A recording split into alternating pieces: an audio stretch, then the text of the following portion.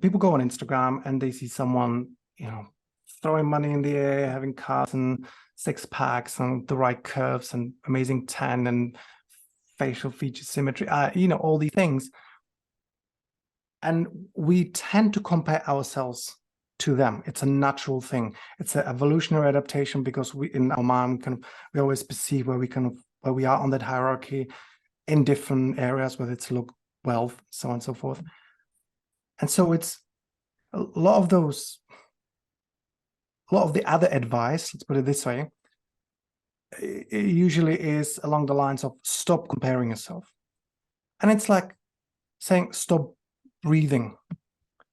It's so hard to work against some of those instincts that we have. When I got into personal development, so I didn't like how comparing myself to others made me feel sometimes, especially when they're more successful and accomplished and so on and so forth. So I thought, okay, hold on. I need to change this. And there is, in the article, I believe I mentioned a quote, one of my favorite ones. It goes, when you change the way you look at things, the things you look at change.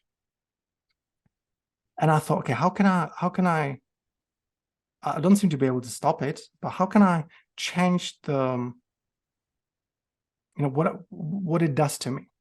And I actually realized I love comparing myself because, especially to people who are better than me, because I don't look at it as, oh, they're up here and I'm down here.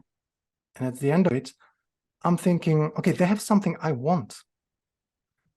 How did they get there? How did they do it? How did they achieve it? There must be I don't believe it just fell on their lap. So it's a first step in recognizing someone who is better than me at something that I want. And there is a good chance that I can find some breadcrumbs that they left behind on their way, like studying them. How did they do it? So if you want to be a bodybuilder, for example, let's make a relevant example, a really great public speaker.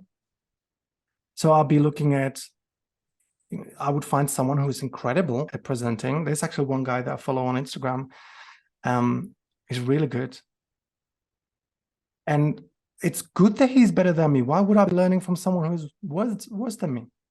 But in order to recognize that, I need to recognize that, okay, he's better than me. Great. Okay, how does he do that? Does he have a training? I've been watching a lot of his videos. What's his body language like? How does he speak?